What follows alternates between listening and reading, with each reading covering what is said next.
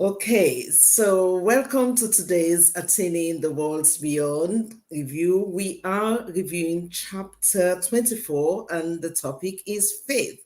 This is one of the best topic in the entire subject of spirituality for me personally.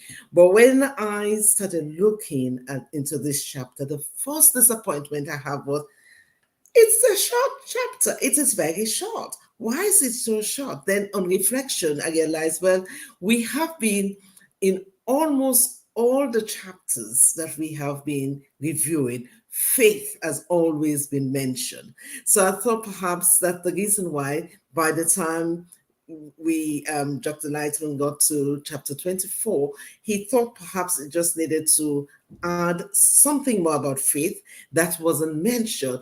And boy, it got us. The very start of the chapter mentioned the Bible story about Abraham and Sarah. And this bit confused me to bits because I struggled with it for a number of times, thinking, what is this all about? But then eventually I grasped what he was trying to say there, that faith, Abraham is a personification of faith. Sarah is the personification of the desire, the insatiable desire for pleasure. And that in the end, if we want to really come closer to the Creator, we must exert faith. And we are always, and faith is this force that gives us the capacity to rise above the ego. It's a force that is given to us by the Creator. It's like everybody has it, but not everybody, we don't use it all the time. But if we want to come closer to the Creator, we must be able to exert faith, because our ego is so strong and so overwhelmed. There's no way we could possibly do this rising above our ego by ourselves other than using faith. So I'm going to hand you over to tell me what you think about this chapter. Thank you, Sheila. Hi, everyone. I must say, this is a very intriguing chapter. In the beginning, as Sheila has said, it starts by speaking of Abraham being the father, the faith personification, and Sarah being the entire creation. And we know the story of Abraham, where he was going with Sarah, which we know as his wife. And when he got there, he told everyone that no, Sarah is my sister. And this chapter is telling us that uh, the wife is only for the husband, but the sister is for everyone else except a brother. That's why Abraham used this. But of course, we are not speaking of physical people here. We are speaking of this concept of faith that it is said somewhere in this very short chapter that the world to receive didn't exist in the beginning. The ego didn't exist, but it existed out of existence. It wasn't there before. It was non-existent, but it was created out of nothingness. And it is said that at the end of the day, everything else will disappear. The only thing that will be left will be faith, bestowal, connection with the Creator. That means every materialistic things that we accumulate in this world will all seem to disappear. And at the moment is king. Everything, we wake up in the morning, we have certain goals, we want to achieve those goals, we run after everything else. At the end of the day, this chapter shortly says that in everything we have accumulated will just simply disappear because it came from nothingness and it wasn't there in the beginning. That is why everything will go back to faith. So faith, connection with the Creator, bestowal, this is what this very short chapter is talking about. And I must also add, as Sheila has said, I was disappointed that it was very, very short chapter. I was expecting it to be at least 20 pages or so. Right, Godfred? Yes, thanks, Triso. Good afternoon. Yes, it looks it's very short, but it's so condensed. I mean, so condensed that all what it edits you is to edits you on to exert, to acquire, to exert, to have faith about reasoning. I mean, to have the confidence. These are the topic that is the confidence and faith are similar concepts. Faith is the psychological readiness to suffer for a goal. Now, in here, we are privileged that Dr. Laitman tried to give us the wonderful material of the wisdom. And the wisdom is to overcome your ego. And that's the secret that is trying to let us learn, acquire. And we can only acquire when we struggle. We have challenges, we have difficulties because we are all looking down on earth, grabbing. But when we want to overcome that grabbing, we want to have love, bestow, and share, it becomes a bit difficult because we want to overcome our suffering and acquire the greatest nature. And this only nature is to bestow. And bestow becomes something beautiful when you are able to access it and have it. So you can only have it when you have faith. You trust the creator that you want to attain this wisdom and have above all everything else, which what Tusu was saying will be left away. All the material things we are gaining, we can gain all of them, but it is for short period. But when we have infinity, you have this wisdom. It will take you beyond new worlds, beyond and I mean where you can imagine a beautiful world where lovely faith, lovely maze, everything is superior. There is. Well, how wonderful it is to be back with you. I was just saying before we came live, I was saying to my beautiful friends here that I'm so happy that I'm the last one to speak because the chapter was short and what was it all about? But in actual fact, now I'm really very much in gratitude because as you were talking, friends, I realized that this chapter is setting us up for the next few chapters. It seems to be, from my perspective, an introduction into how are you going to go forward on this path? How? And the only way to go forward is with this force of faith. On the audio book, it doesn't call it faith, only the chapter. It says confidence and faith. And when you speak of confidence, there is just this knowing that I am going to go in search of the Creator. That is the scientific goal. And in this chapter, they speak of scientists and how it takes so much effort for scientists to just particularly prove a particular theory, the tests that need to be done, etc. It's a lifelong event. And in comparison to the search for the Creator or to be one with the Creator, that is nothing.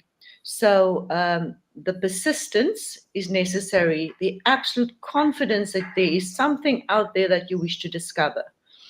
And that sets you up so that the creator starts to work with you. I mean, we've gone through a few chapters already where we looked at egoism, we looked at how to try and become bestowers and how to do the form of prayer. But we also hear then, I think they're talking basically about this.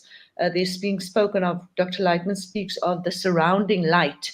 The more that you attempt to search and do the scientific work, on yourself, on creation, to find the creator, the more the force of faith is instilled in you. And I think that's what I'm going to say. Back to you, Sheila. Yes, I'm interested in going back to Abraham and Sarah because this, Tuso, can you just explain this again? Because you seem to have grasped this very, very clearly. Educate me again on this subject because Sarah is like the desire to receive all the pleasure, and Abraham is faith. But Abraham said, Sarah is my sister, not my wife. Sarah is only supposed to be a wife to the husband. Who is the husband here? Is it the creator? She can only be the analogy because it's a very deep, condensed picture that's was mentioned here. And for me, I'm still trying to grapple with the details of it all. Do you want to explain what you understood from this? Shall I Because Yeah. read that little paragraph first, Yes. Let's so read that it. it yes, puts Regina. the friends into the picture? Otherwise, we'll still be a bit lost. So the third paragraph says, so we already know Abraham is faith, the concept of faith, and then the second paragraph goes, a wife is permitted only to the husband, as opposed to the sister, forbidden only to the brother. Interesting. Uh-huh. But not the other, not to others. So the sister is forbidden only to the brother. The wife is forbidden to all except the husband. Right. Abraham saw that he himself was the only one, the only quality of human beings capable of making Sarah the basis of life. So he could be the husband. Faith, the basis of life. We also realized that other men, other qualities of a person could harm faith because they were enthralled by Sarah's beauty and wished to possess her eternally for their own ego's sake. For this reason, Abram declared Sarah, the goal of creation, as his sister, thus not making her forbidden to other men, the qualities of a person. Consequently, until one's correction is complete, one can only employ Kabbalah to one's own advantage. Now, Thuso, take us away. Now let's remove the people Abraham or Sarah and speak in terms of egoistic qualities, faith, and the goal of creation. Uh, Abraham, or the quality of faith, it was freely given to everyone, since the egoistic nature would actually kill this quality called Abraham.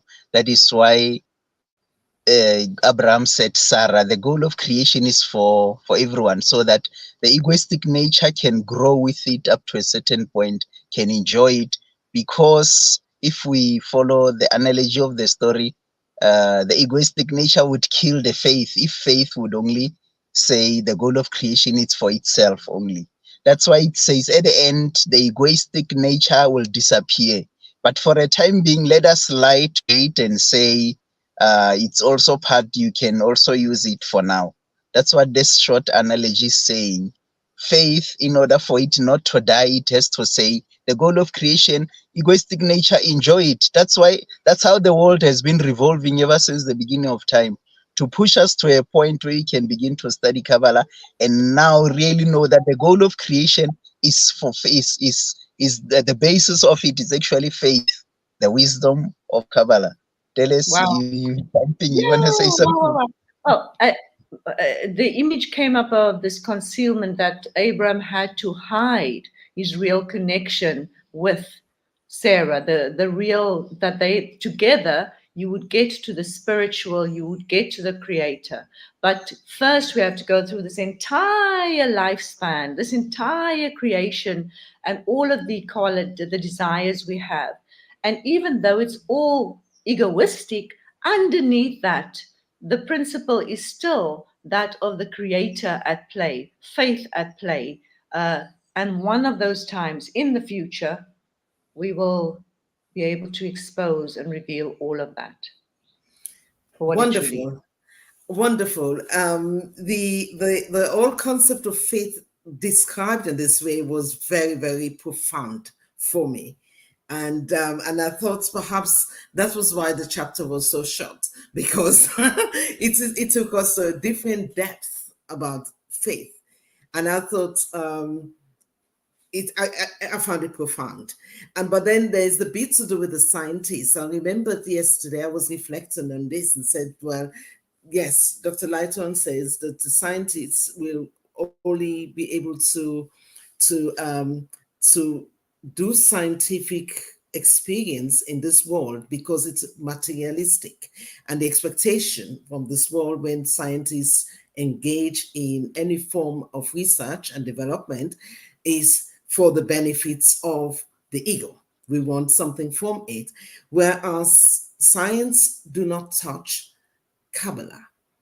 They do not touch anything to do with the spiritual world, because in itself it does require a person to have the quality of the spiritual world for you to be able to research it. And it's what was profound again was the fact that it says the creator doesn't give the scientists of this world the ability to research the spiritual world, something which I thought was absolutely profound. I was thinking back on that one as well. Anyway, I think we've come to the, I don't know whether you want to say anything else. No, Is Yeah, it, it just dawns on me that we could go into more and more detailed discussion on each of these words, even. But anyway, Godfrey, please. yeah, but there's something here beautiful. Is that, but precisely for this reason, in spite of all the sciences, the Creator instilled in us an instinctive faith. I mean, faith above reasoning, that the nature and then the universe appear to us to deny all the sense of the highest domain. What the science could not possess, Kabbalah will enable you to possess. So you find that in one instance, the ego have limitations, but the wisdom of Kabbalah exposes an eternity, a boundless world, a world full of all the things you never knew. I mean, the real nature of the Creator. I mean, that is His nature. Is revealed all through this wisdom. So while the sciences are limited in their discovery, the Kabbalah will unveil more of the mysteries of the universe. So you have two scientists. One is unveiling the world in the physical contents, and then the other scientist is discovering the mysteries of the spiritual world. And then you find that in the spiritual world, what is there is boundless, love beyond limits, caring okay, beyond limits. having said that, because we've gone out of time, I think we also have to be very mindful that none of us have actually attained any of this. This is what Exactly. is so, It's yes, still a science. You have to go and be yes, scientific in this. exactly, So exactly, otherwise, it becomes this dream world, and people will say, "What the exactly, hell are we talking about?" So back to the exactly. basics of what is going on here with us. Exactly, because I think I always have to kind of like we always have to get to this point where we are balanced, because I don't want to leave the audience thinking, what on earth are they talking about? Have they seen this world that they're talking about, or they're just imagining the world? Currently, I would say it's imagination, because we haven't actually attained it. I think what the sages says is that we need to change our qualities. When we change our qualities, then we will attain it.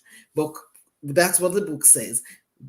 May the Creator give us the strength and the force of faith to change our qualities so that we will see the worlds beyond. And on that note, we shall leave it at that, and until we meet again. Thank you very much for watching.